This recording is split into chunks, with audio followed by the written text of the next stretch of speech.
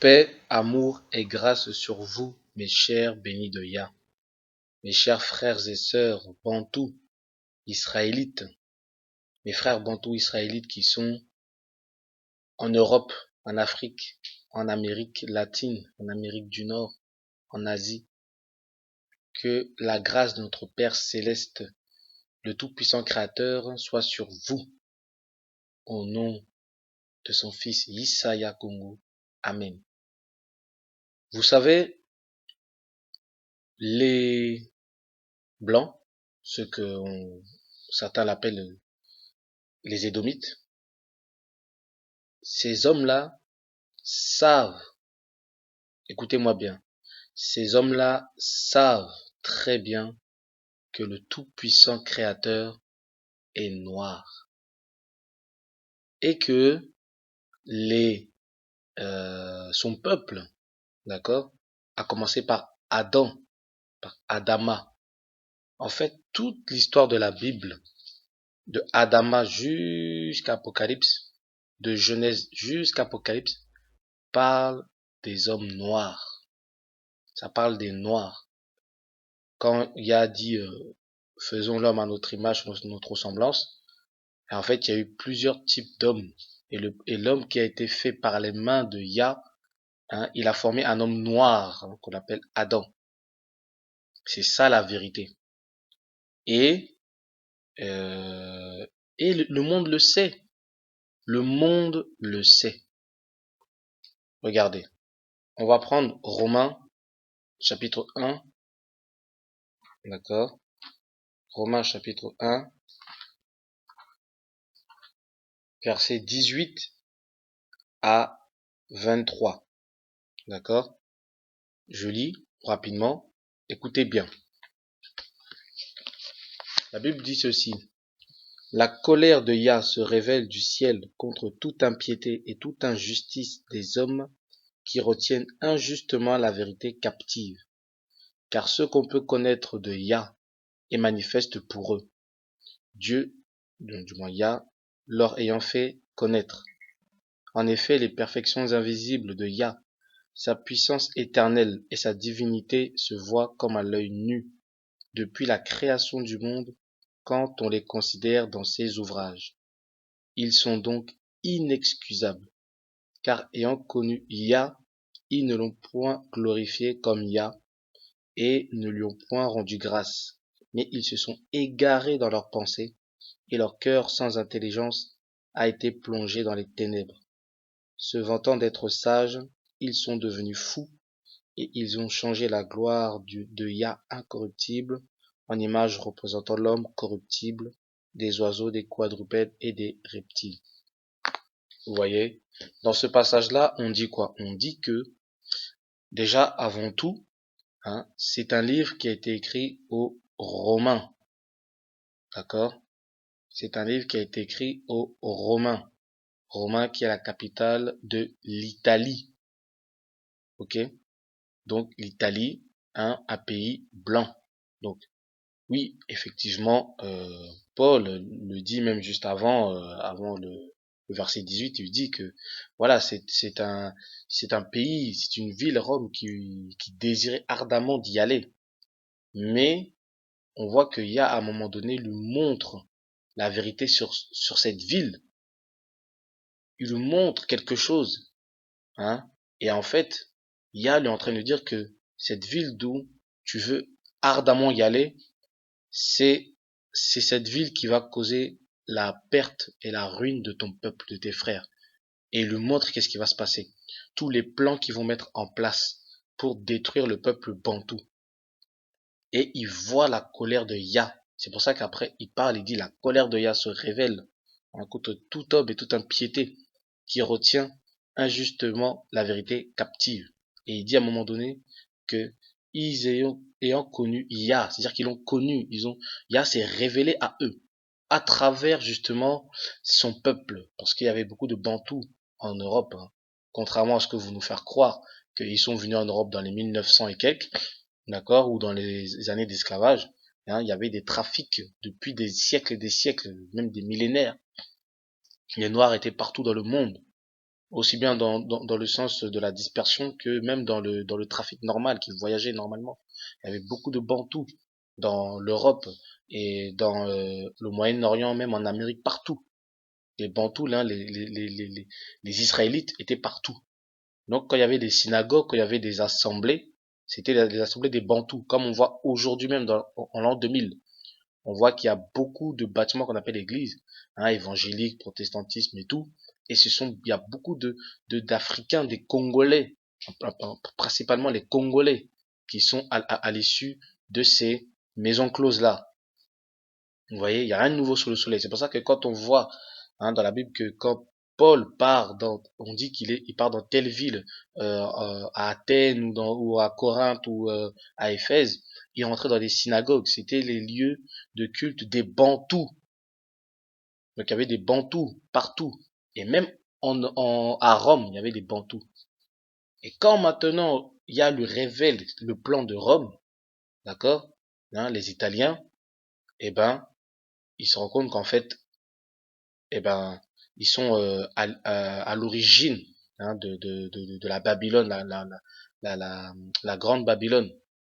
Vous voyez que ça, j'en parlerai dans une de mes prochaines vidéos. D'accord? Donc, on nous dit qu'ils ont connu Yah. Ça veut dire qu'ils savent qui est Yah. Ils le savent. Mais ils ne l'ont point glorifié en tant que tel.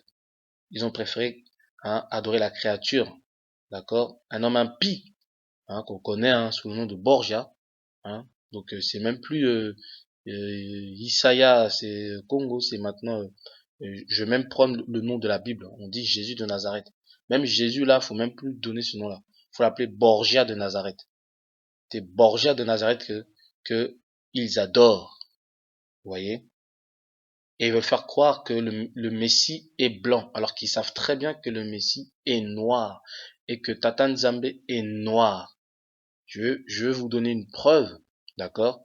C'est une vidéo, hein, qui est connue, hein, pour certaines personnes, peut-être pas de tous, mais c'est une vidéo connue. Et ben je vais vous transmettre cette vidéo-là et ça va être une preuve comme quoi, hein, les blancs, hein, les Italiens, Rome savent que Tata Nzambe est le tout-puissant créateur des Bantous.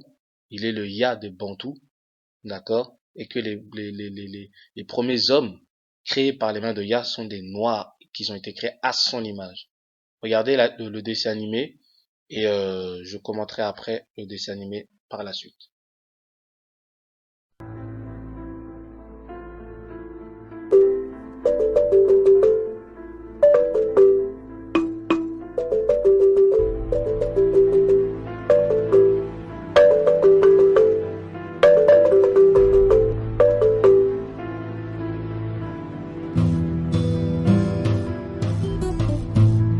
All'inizio dei tempi non c'era assolutamente nulla. C'era solo una piccola cosa senza importanza ed era la noia. Nyambe, il creatore dei Bantù, si annoiava da morire. Questa noia finirà davvero per uccidermi.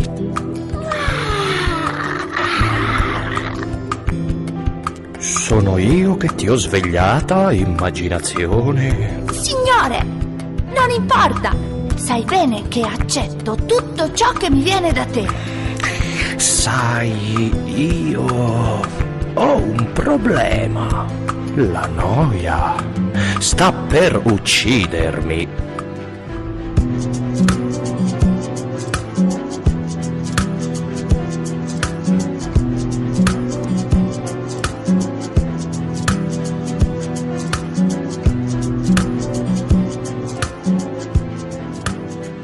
Signore, ho trovato la soluzione al tuo problema. E quale sarebbe questa soluzione? Costruisciti una stanza, signore. E appena comincerai a suonarla, la noia sparirà e la smetterà di tormentarti.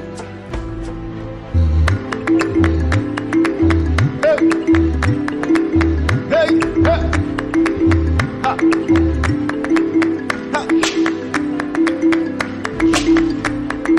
kalini yai nabada manganga nagwe masim saga metugu masim makeng kalini yai nabada manganga nagwe masim saga mebodo masim mahulus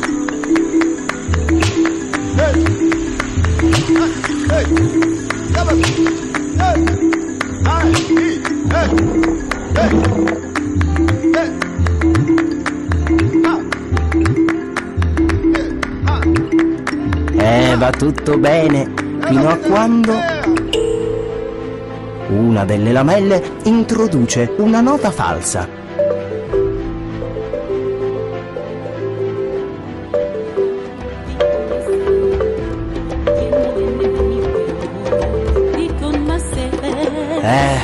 I Bantu dell'Africa non danno nessuna importanza al colore della pelle, sanno benissimo che gli uomini sono usciti tutti dalla stessa sanza.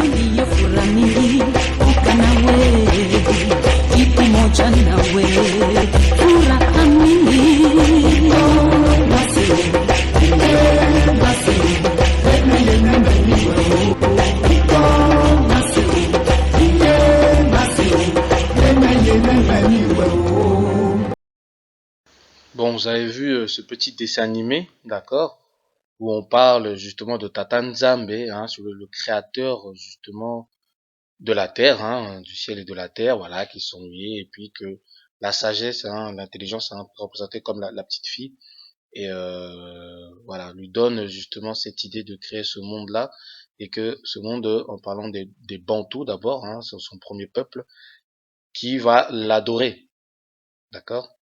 Et voilà, donc voilà, on a vu ce dessin animé là, on a vu que voilà, le Tata Nzambe est noir, le petit garçon qui est représenté comme le Messie, celui qui va venir sauver la terre, celui que Enoch a vu au ciel, qui était justement à côté de l'ancien des jours, voilà, et c'est représenté justement par Isaiah, le petit garçon, et la petite fille qui est représentée comme, a été personnifiée comme la sagesse, quand vous lisez dans Proverbes, ou le livre de la sagesse, d'accord.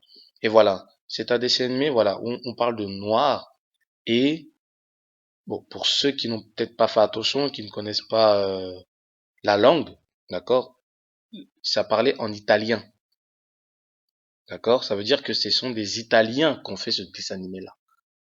Et qui dit italien, dit des hommes et des femmes blancs, blanches, d'accord, ce sont des blancs, les Italiens, des blancs. J'ai coupé avant, hein, j'ai pas laissé le dessin animé jusqu'au générique, mais si vous pouvez le voir sur YouTube, hein, le dessin animé, si vous regardez même les génériques, vous allez voir, hein, les noms de ceux qui ont fait le dessin animé, et ce sont des noms d'Italiens, ce sont des blancs, ce ne sont pas des noirs qui ont fait ce dessin animé là, ce ne sont pas des Africains qui ont fait ce dessin animé là, je tiens à le préciser. Faut pas que les gens disent que oui, voilà, oui, mais c'est les noirs qui ont fait ça, c'est normal que les noirs vont dessiner des noirs. Si c'était un blanc qui a fait le dessin animé, il aurait dessiné des blancs. Non, là c'est des blancs qui ont fait ce dessin animé là, des Italiens. Et pourquoi ils ont fait ce dessin animé là, représentant un dieu noir, représentant justement Adam et Ève noirs, et qu'après on voit à la fin du dessin animé, on voit que la terre est entre les mains, hein, justement de ce Tata Nzambe là, hein, qui est noir. Quel message veut-il faire passer? Qu'est-ce qu'ils veulent sous-entendre par là, par ce dessin animé là? Vous voyez? Qu'est-ce qu'ils veulent dire par là? Ça reprend, d'accord, le livre de Romains, qui disent qu'ils ont, ayant connu Yah, ayant connu Dieu, je sais que c'est pas ce bon terme, mais je le dis quand même, comme c'est écrit dans la Bible. Ayant connu Dieu, ayant connu Yah, ils ne l'ont point glorifié comme tel. Vous voyez? Parce qu'ils savent, ça veut dire que ce verset-là, ça veut dire qu'ils savent qui il est. Mais pour eux, c'était quelque chose d'absurde, hein, pour les Romains. C'était quelque chose d'ubuesque, que justement, celui qui a créé le ciel et la terre, ceux qui les a créés, même eux, directement ou indirectement, et à l'image, justement, des Noirs, des Africains. Pour eux, c'était quelque chose d'absurde. C'est pour ça que, hein, quand on lit après la suite, d'accord, de Romains 1, hein, je lis à partir du verset 21, car ayant connu Yah, ils ne l'ont point glorifié comme Yah, et ne lui ont point rendu grâce, mais ils se sont égarés dans leurs pensées, et leur cœur sans intelligence a été plongé dans les ténèbres. Ça veut dire qu'ils ont connu Yah, mais ils n'ont pas voulu glorifier Yah, ils ont voulu glorifier quelqu'un d'autre. Et ça corrobore bien parce que les Romains, hein, les catholiques, hein, c'est justement pendant cette ère où le catholicisme dominait le monde qu'ils ont créé justement ce faux messie, d'accord, dans la période des Borgia, la famille des Borgia, d'accord, Rodrigo Borgia, qui était connu sous le nom du pape Alexandre VI, avec son fils, hein, César Borgia, etc., avec Léonard de Vinci, on connaît l'histoire. C'est là où est né le faux messie, et ils ont dit que on va adorer ce messie-là, et on va faire adorer ce messie-là à tout le monde entier, y compris le peuple élu de Yah, c'est-à-dire les Bantous. Eux, ils sont noirs, on va les faire adorer cet homme blanc. Voilà ce qui était le plan de l'ennemi quand on lit Romains. Hein, lisez bien Romains, vous allez voir, hein, pourquoi cette révélation, Paul a reçu ça aux Romains. Quand vous lisez les Corinthiens, quand vous lisez Éphésiens, Philippiens, Thessaloniciens, Colossiens, Galates, cette révélation-là justement de la vérité retenue captive, cette vérité-là, d'accord, a été révélée. Il a écrit ça aux épîtres de Romains. Pourquoi Rome, hein? La basilique romaine, le Vatican, tout ça là, le catholicisme romain, tout ça là, la Babylone, la grande Babylone vient justement de Rome. Et le Seigneur a voulu le révéler ça à Paul. Il a voulu absolument, de manière expressément, révéler ça à Paul. Parce que Paul voyait Rome comme on voit un peu aujourd'hui les États-Unis. Quand on voit New York, hein, beaucoup de gens rêvent aller là-bas, parce que voilà, c'est le pays de la puissance numéro 1 mondiale. À l'époque, Rome, c'était pareil. La puissance numéro 1 mondiale, tout ça, c'était la ville où tout le monde allait là-bas. Pareil à l'époque de l'Égypte. Vous voyez, là, c'était la période de Rome, les Romains. Et c'était la plus grande ville où tout le monde allait là-bas. C'était le plus grand empire. Et Paul avait ce désir-là. Il chérissait un peu Rome.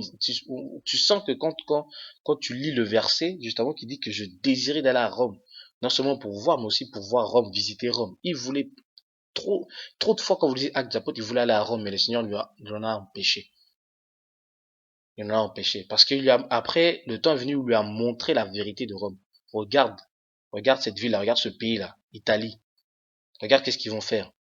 Ils vont blasphémer contre moi. Ils vont me rejeter. Et ils vont me substituer. Ils vont me remplacer par un faux Dieu. Par un faux sauveur. Vous voyez? Donc, il y a quelque chose. Il y a quelque chose. On sait que Rome, l'Italie, hein, le pays d'Italie, hein, c'est un pays réputé comme étant le plus raciste du monde. Donc, ça tient la route. Les Italiens sont racistes. Ils sont très racistes. Les Italiens, ils ont cette réputation-là. Et non seulement ils ont cette réputation-là, mais ils ne s'en cachent pas. Ils ne s'en cachent pas. Vous voyez? Donc le dessin animé là montre quelque chose, nous révèle quelque chose. C'est qu'ils savent la vérité. Ils savent. Mais le Tata Nzambe là, il le glorifie pas. Il glorifie pas Tata Nzambe. Bien qu'ils savent qu'il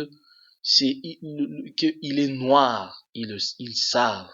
Le pape Jean-Paul II, il a écrit, il l'a dit lorsqu'il a visité l'Afrique, il a dit Dieu est noir et Jésus est africain. Tapez sur internet, vous allez voir sa déclaration. Ils ont vite étouffé la polémique. Ils n'en ont pas parlé parce que sinon, parce que vous savez, plus tu en parles du sujet, plus justement ça te pousse à des réflexions, ça te pousse à une pensée profonde, à une réflexion profonde. Et là justement, dans ce moment de méditation là, c'est là où tes yeux peuvent s'ouvrir. Donc ils ont préféré étouffer ça.